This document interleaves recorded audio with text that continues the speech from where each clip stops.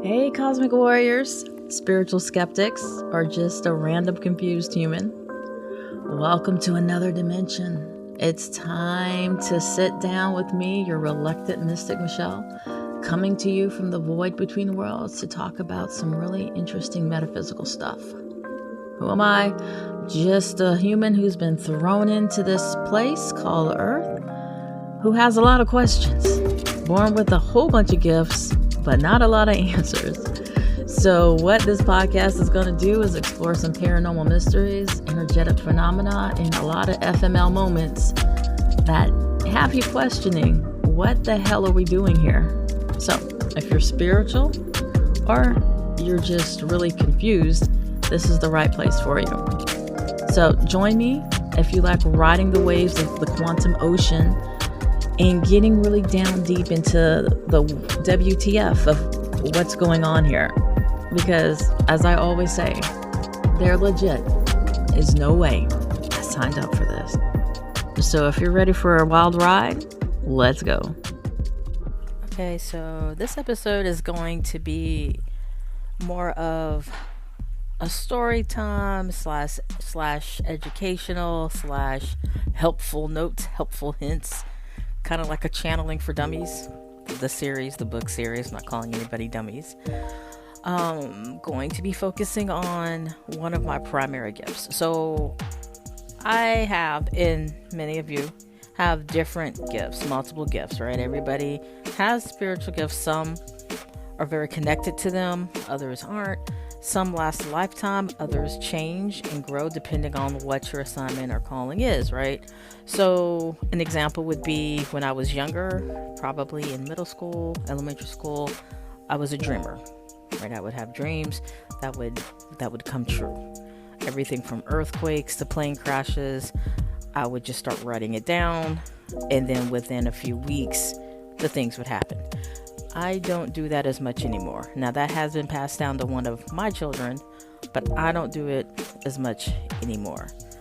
There are two gifts primarily that have been with me since my first memory, back when I was young, before I knew this type of thing scared people. And I'm going to go into that a little bit, but that's going to be a story time for another day. Paranormal trauma, I guess you can call it, and just how growing up with these gifts had me ostracized and a whole bunch of other things. So that's a whole nother story, another episode for another day. But gonna focus on channeling. Channeling and mediumship are my two primary gifts. I have had them, like I said, ever since I can remember. Some people call it prophetic. I just call it channeling. But what does that mean? Well, basically means I'm able to pull information down from the ethers, pull information in. From where, you might ask?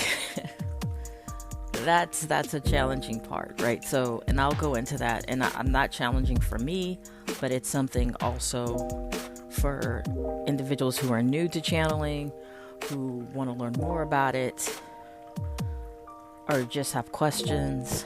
I'm going to go into that too. So for me personally, I'm going to be speaking from my own experience.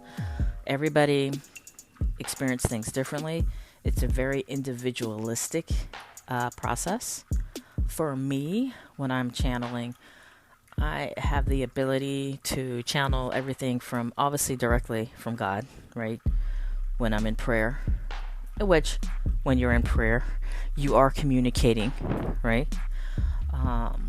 Because if you weren't, why would you do it? So let's start there. Because a lot of people, and again, this is from my experience that I'm talking about. When you say certain things, I grew up Catholic, and that's some trauma in its own experience. That will be shared at another episode. But, we grew up in a space of having to go to confession and confessional and talk to the Father to get the right prescription to heal sins, this, that, and the other. It really wasn't something that's taught to, do it yourself. So, prayer. That's communion, conversation with God, source. For this session, like I said, this episode is going to be my experience. So when I'm talking about God, I'm talking about all-knowing, the guy in the Bible. I am as I am, who I am. That God. I also am able to communicate with angelic energies. I'm able to communicate with interdimensional energies. What the hell does that mean? Interdimensional means intelligent life from places originating outside of our Earth sphere. Okay?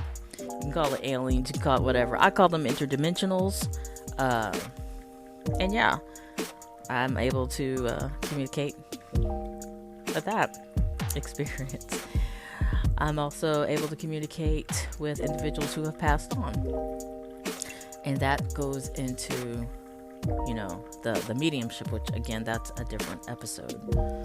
So channeling, again, you're bringing in information from the different energies to pass information. So when I'm doing sessions, and I say this even when I'm doing sessions, that intuition, right? And I just had the episode about intuition versus intrusion. But intuition, in a sense, is a channeling. You're pulling information in. Information that you did not know. Information that you shouldn't know because you didn't have a previous interaction or engagement with whatever it is. That is a form of channeling. So everybody has the ability to pull it in. The higher self, right? You'll hear people talk about, connecting with their higher self. So one thing I learned through my hypnosis, and if you haven't heard the hypnosis sessions, they're on some previous episodes back, a couple years back. One thing that came out of that hypnosis is the fact that our energy, our soul energy is, are fractals across different realms. Yeah, I'm getting really deep today. So when people are referring to their higher self, right? That's your higher level energetic source that's connected to you. That's a part of you. So you're able to pull information from that individual. There is a mindset that, parallel universes and everything else, you could potentially pull information from the different fractals of your soul that's experiencing different parts in different, parallel universes. I personally have not been able to do that, that I'm aware of. So again, I'm giving the example from my experience. So when you're talking about channeling, and one of the main things I do want to highlight is this is something where you have to protect yourself and be grounded. There is such thing, and again, for me, because I don't want people listening to this who are really deep into channeling and everything else, to come back and say, well, that's not true. That didn't happen to me. This happened to me. This is my experience. For me, I can get sick from it. I can get sick from it, and I can get sick if I don't do it. So it's kind of like a double-edged sword here. So when I'm saying you should be protected before you do any form of channeling, like the deliberate one, not the hunches or the intuition, because that kind of just happens. But if you're going to sit down and do an actual channeling session, you have to be in a very protected space, grounded. Why do I say that?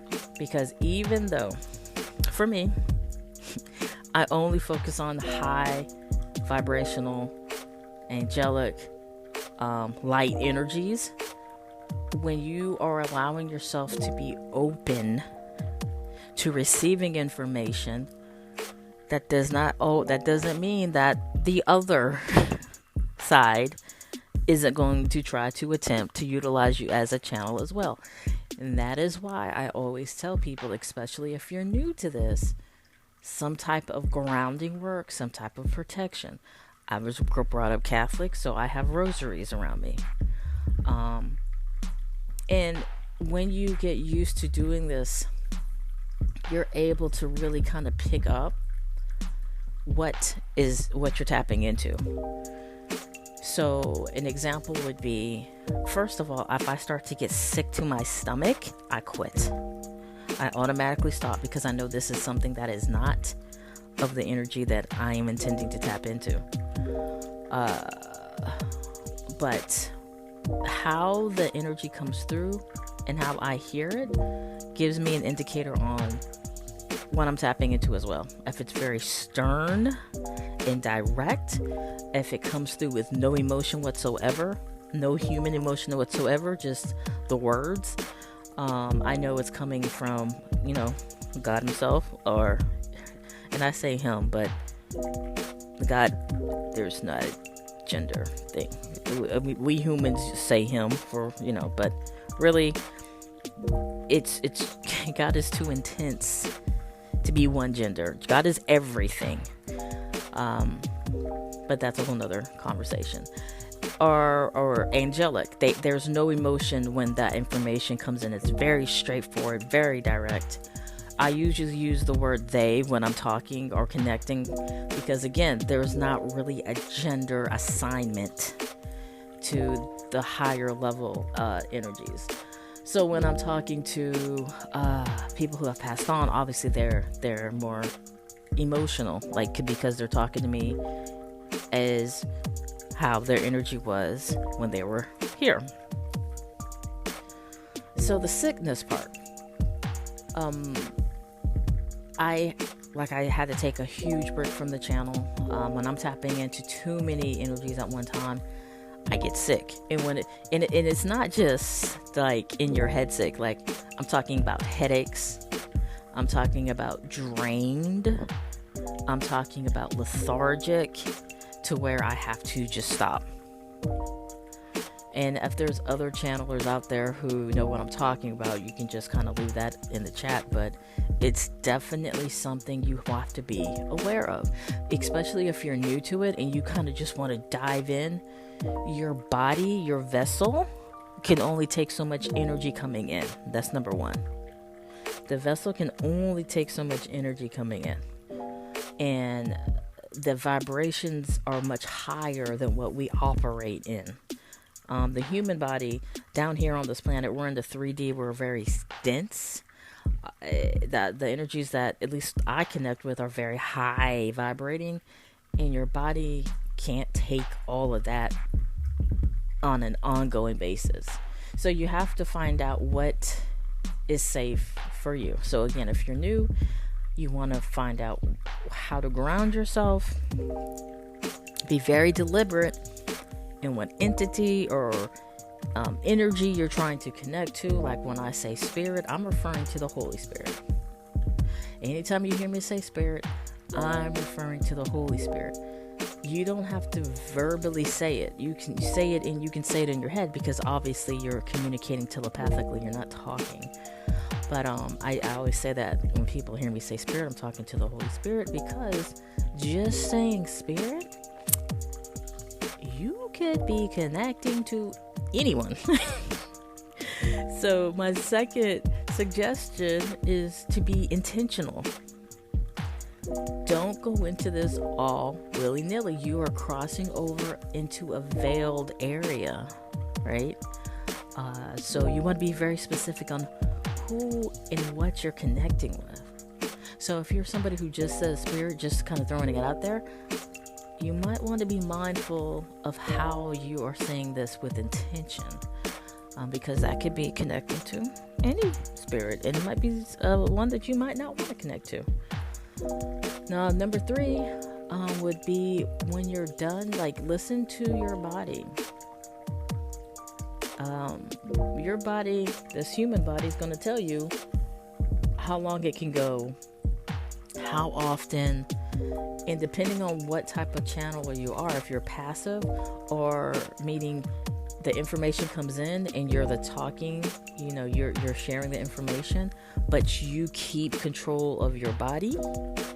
There's also channeling where the individual allows that energy to control the body. That's where you'll hear the voices change, the movement change. I'm not in that space.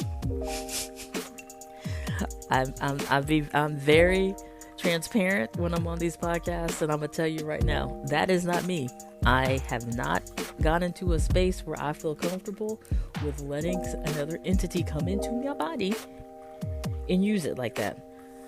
I've seen people do it, and I'm not gonna lie, every time I see it, freaks me out. I'm not gonna lie. I'm like, woof, this is a little bit too much for me. But your guides, your ancestors, whomever you're connecting with, will know what you can and cannot do. Like Bashir, I think that's how you say his name. He's one that lets an interdimensional take control of his body. I'm just not there. The control freak in me, like, I need to be able to control. I need to be able to turn it off.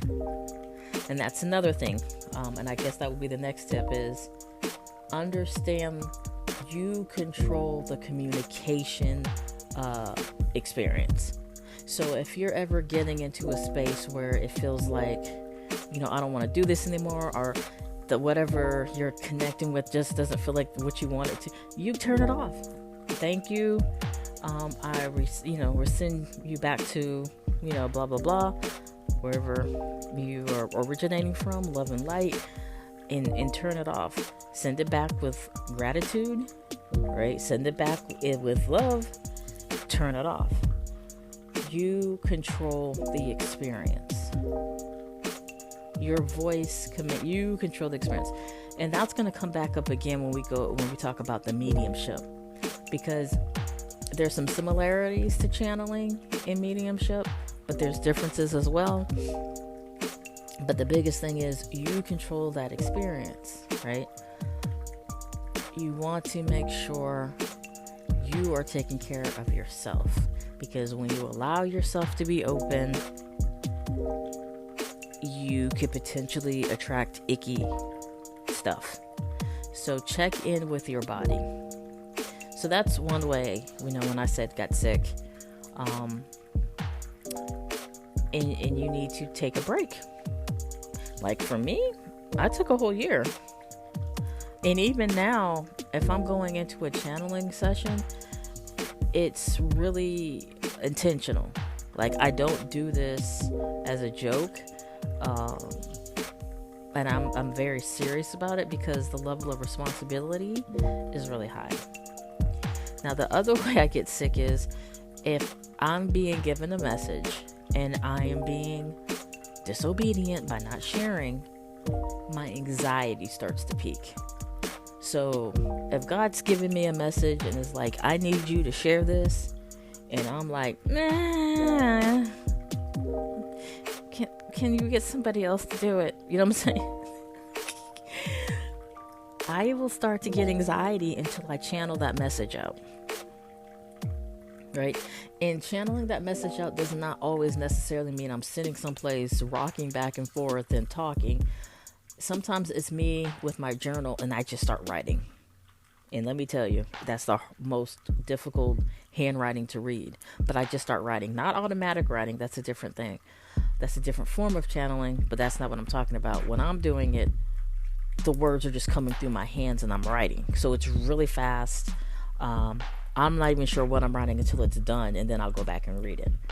So if I'm being disobedient, or I'm choosing not to give a message that's coming through, I will start to get anxiety. So that's another way I get sick. So you want to check in with your body. Know, right? Those know my voice. You know who you're talking to. Check in with your body. Be grounded. and understand the level of responsibility that comes with this. Be intentional.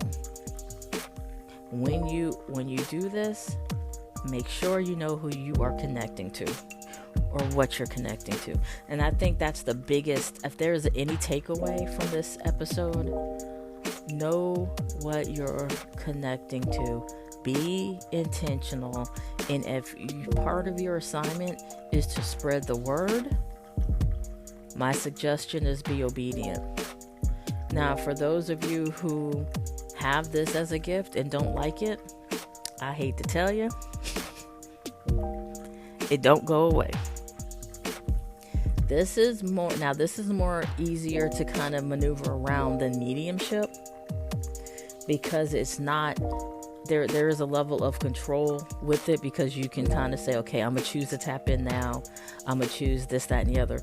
Where mediumship, it's a little bit different. And I'll go into that in the next episode about, I see dead people.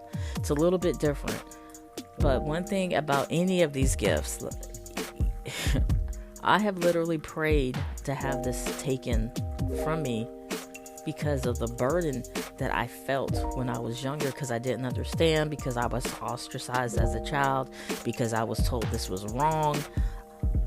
I'm like, okay, I'm a kid, I don't understand this, and there's nobody here to help me navigate this.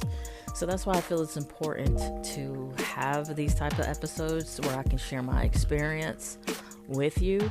One thing I do want to note, when you're hearing voices, making sure there's a difference between channeling the voices and having auditory hallucinations. By definition, some people say, well, aren't those the same thing? No. There's a difference between having external, the voices are coming externally, auditory hallucinations, versus kind of like how you see with the third eye, coming in mentally, telepathically. Two different things. I can't have this conversation being a mental health professional without making that statement. External auditory hallucinations are different. Another thing too I get asked a lot is the voice. What does the voice sound like? Does the voice sound like me, or does the voice sound like somebody else? I will say, when it's my higher self, it does sound like me. It sounds like I'm talking to myself, rather. When the voice is connected to a different source, it's different. It sounds different. Is that everybody's experience? I don't know. Right? I don't talk to channelers on a regular basis. So if you want to put in the in the comments, if you do channel, does it come through in your voice, or do the voices change? Like I said, if it's my higher self type of energy, I'm hearing my own voice back. But if it's other energetic sources, there is a variation of difference. So hopefully some of the tips in this session helped, especially if you're new to channeling or you've just been confused about it. We kind of went a little bit deep into these cosmic waves here today, but I'm trying to demystify the mystic here, because at the end of the day, everything is energy. Everything is frequency. So once we learn how to live with it, once we learn how to use it, once we learn how to communicate and thrive in it, it gets less scary. So if you have intuition, which everybody does, so if you're using it, you're already doing a level of channeling. Okay? And information's coming in. So hopefully this helps. And I will go another episode about the interdimensional communication, because I know some people are like, whoa, where did that come from? But sometimes we go deep in these cosmic waves out here. But as I always say, there's literally no way I signed up for this. No way. But you guys stay safe, take care, keep your eyes to the sky.